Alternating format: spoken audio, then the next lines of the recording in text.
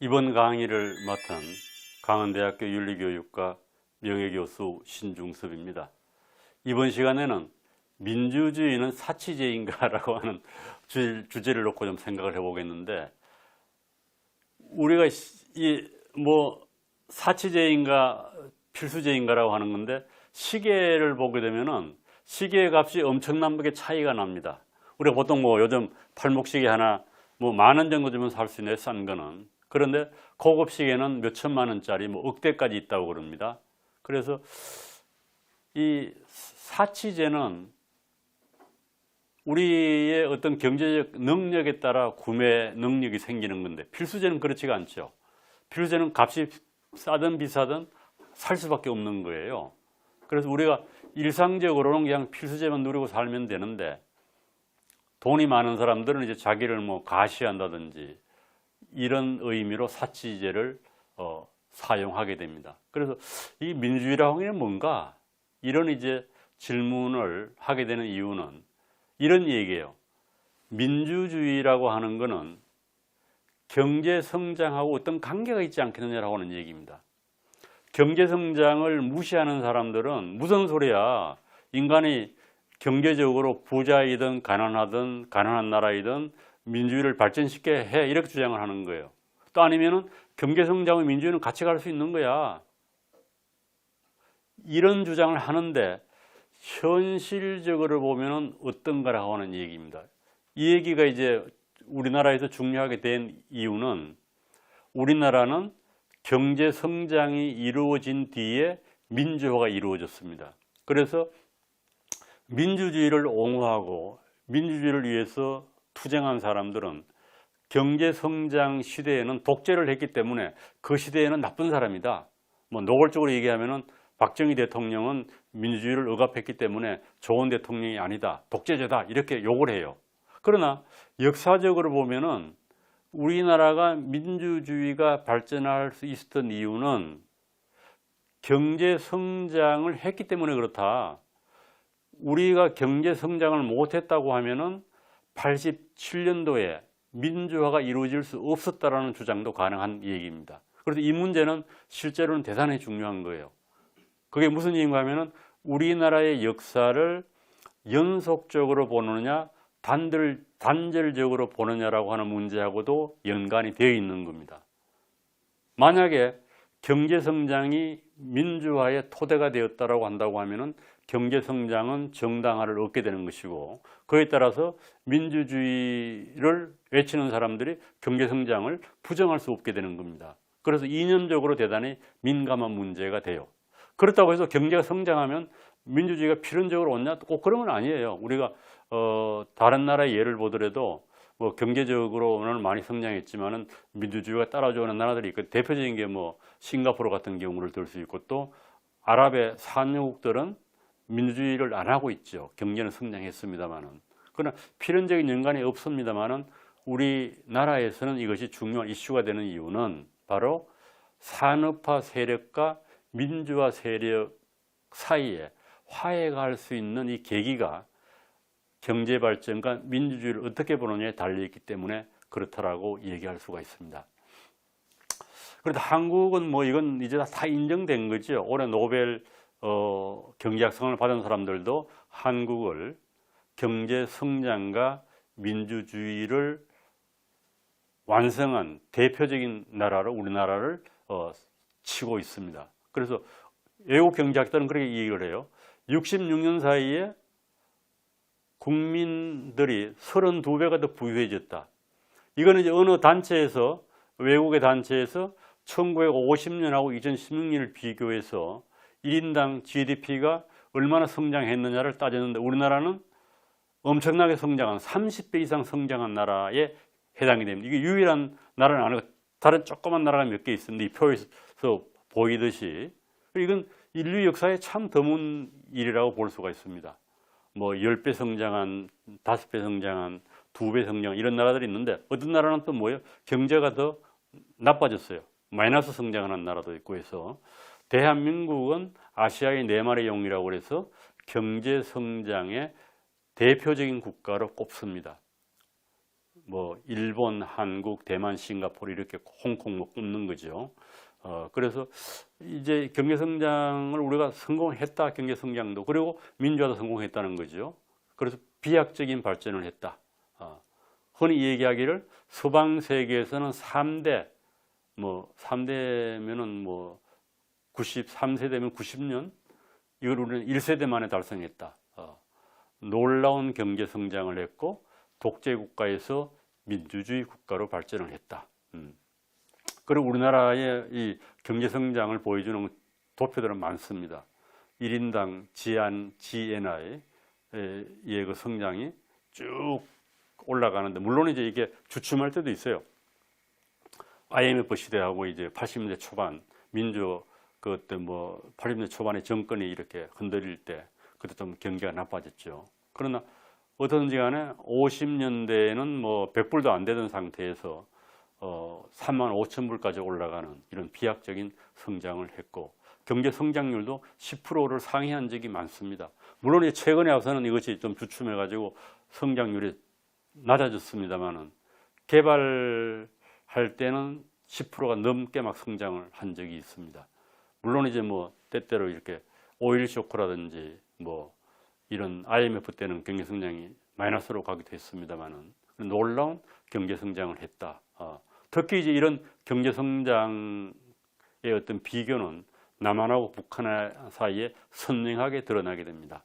이 도표가 보게 되면 북한은 그냥 거의 0%에서 조금 올라갔다가 뚝 떨어지고 올라가지는 못해요. 그런 남한은 축축 올라간다. 이렇게 볼 수가 있습니다. 물론 이제 북한의 어떤 계획 경제가 70년대 초반까지는 효과적이어 가지고 남한보다 뭐 경제 성장률이 높았다 이런 얘기도 있습니다. 60년대 70년대 초반까지는. 그러나 그 이후로 보게 되면은 뭐 우리나라 경제가 엄청나게 이제 성장을 하고 또 세계적으로 유명한 기업들이 나타나게 된 거죠. 삼성, 현대자동차, LG전자 이런 것들은 뭐 세계적 기업이 됐습니다. 그리고 이제 국민소득을 이렇게 보더라도 우리가 아직 선진국은 좀 따라가려면 멀었어요. 뭐 미국하고 비교하면은 뭐 1인당 국민소득이 미국의 반밖에 안 됩니다만은 그럼에도 불구하고 단기간에 3만 5천 불을 넘었다고 하는 것은 놀라운 성과라고 볼 수가 있습니다. 뭐 이탈리아 G7 국가죠. 이탈리아, 일본 작년에 뭐 실질적 경제 성장률은 실질적 소득은 일본보다 높다는 얘기가 나왔습니다만은 구매력으로 판단할 때 여하튼 많이 따라잡았다. 뭐 그렇게 볼 수가 있습니다. 그리고 또 경제 성장뿐 아니라 민주주의 지수도 대단히 높습니다.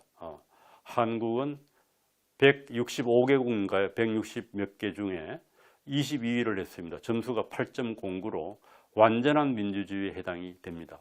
풀 데모크라시라고 그러죠. 이것도 놀라운 일이라고 볼 수가 있고 북한은 165위로 1.08점밖에 안 됩니다. 그래서 남한과 북한을 비교해서 그 남한이 어떤 기적적인 성장을 했다.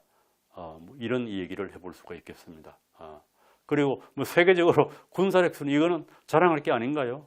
뭐 그렇지 않죠. 부국강병이라고 그랬죠. 나라가 부유하고 군사력도 높아야죠. 나라를 지켜야 되니까. 그래서 군사력으로 보면은 뭐 물론 뭐 북한하고 비교할 수는 없어요. 전체적으로 보면 우리가 5위를 랭크하고 있습니다. 그런데 이건 참 어려운 얘기는 이제 북한은 뭐 이 등수로는 밀립니다만 핵무기를 가지고 있지 않습니까? 그래서 핵무기는 이게 절대적 그 우위를 점할 수밖에 없기 때문에 우리나라가 참 여러 가지 어렵다 이렇게 볼 수가 있습니다.